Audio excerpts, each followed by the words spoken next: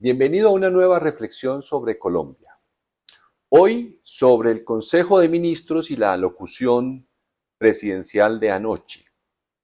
Debieron dividirse puesto que el Consejo de Estado, atendiendo una tutela de una persona que después de una ardua jornada de trabajo, como dice el texto de la tutela, quería una diversidad infinita de información y se encontró con el presidente en todos los canales y se ofendió de manera terrible. El Consejo de Estado protegió ese derecho de esta persona.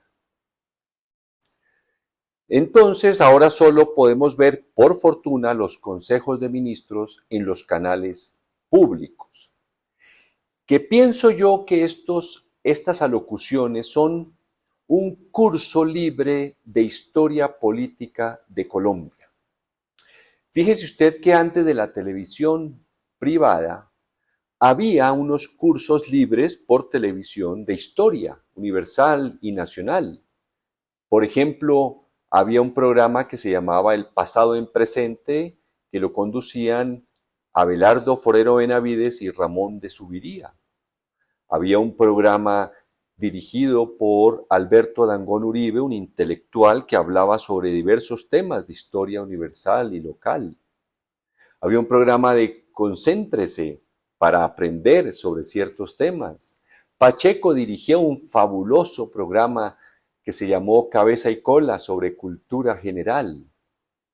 Llegó la televisión privada y nada de eso existe.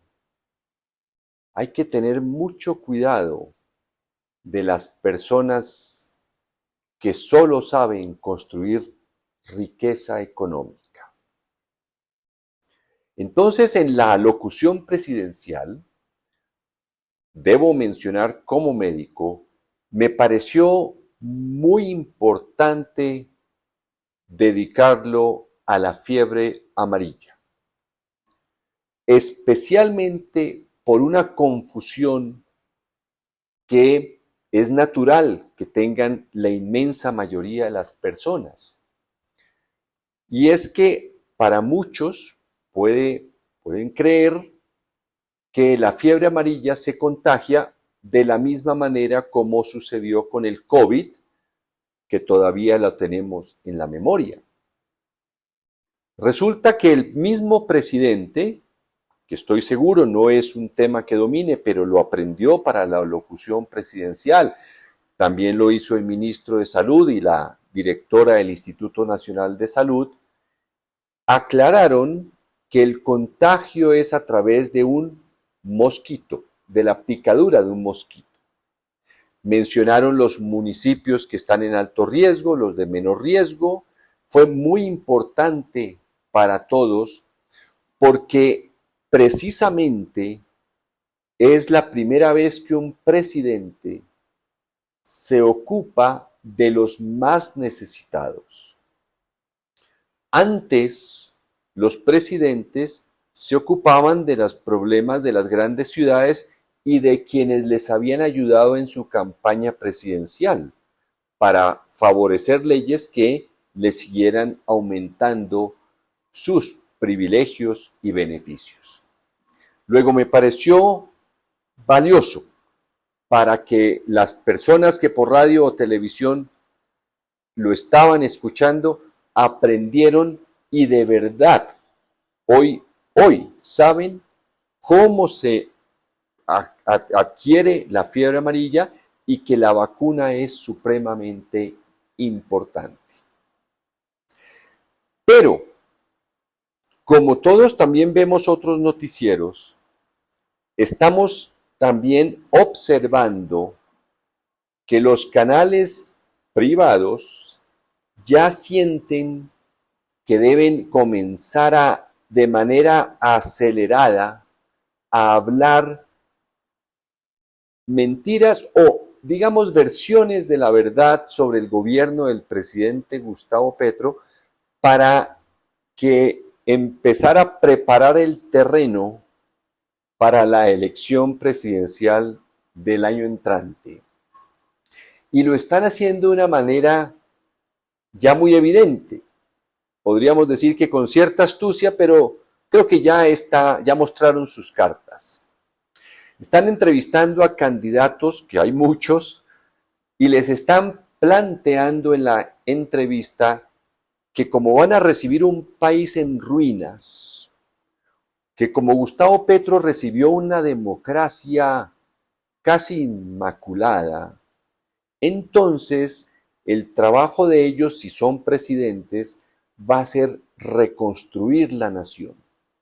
Algo así como si estuvieran hablando con el alcalde de Armero después de Armero, claro que Armero desapareció, o el alcalde después de los terremotos de Popayán y Armenia.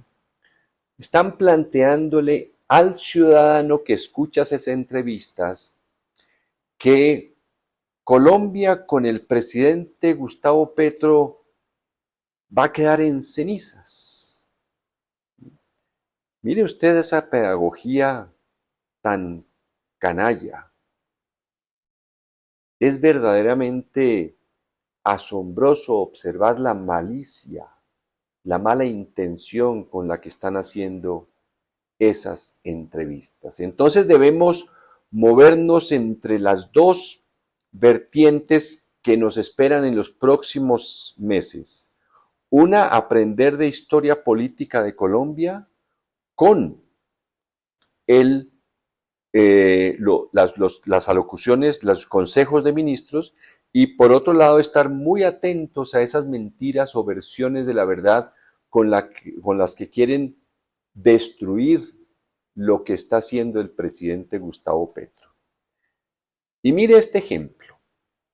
Uno de los noticieros quiso dar a entender que la alocución que había sido transmitida y se había referido a la fiebre amarilla, le había restado importancia a la muerte del Papa Francisco.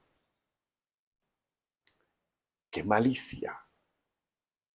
Cuando no solamente el presidente Gustavo Petro lamentó la muerte del Papa Francisco, mencionó que habían conversado y de alguna manera habían construido una amistad en torno al cambio climático y la justicia social que están relacionados, sino que al comenzar el Consejo de Ministros pidió a sus ministros y a los funcionarios que allí estaban un minuto de silencio y les pidió el favor de ponerse de pie para honrar la memoria del Papa Francisco, un hombre entregado a la justicia social y al cambio climático. Porque la justicia social no era un tema de él como Papa, era un tema de su vida. Porque la justicia social es un don, o se tiene o no se tiene. Y cuando no se tiene, y se tiene poder o se es un político, hay que fingirlo a través de la muy comúnmente conocida hipocresía. Hay que estar muy atentos, muy firmes en aprender de la cultura política de Colombia, de antes de este gobierno, porque ahí estamos conociendo cómo las clases dirigentes se apoderaron y se apoderaban de la riqueza y del Estado. Pero por otro lado, tenemos también que estar muy atentos a esas versiones de la verdad que están regando todos los días para construir la sensación en el votante de que el próximo presidente debe ser alguien que reconstruya una nación en cenizas. Mucho cuidado. Ya nos mostraron sus cartas, pues tenemos que estar atentos a esas cartas con las que están jugando. Hasta la próxima.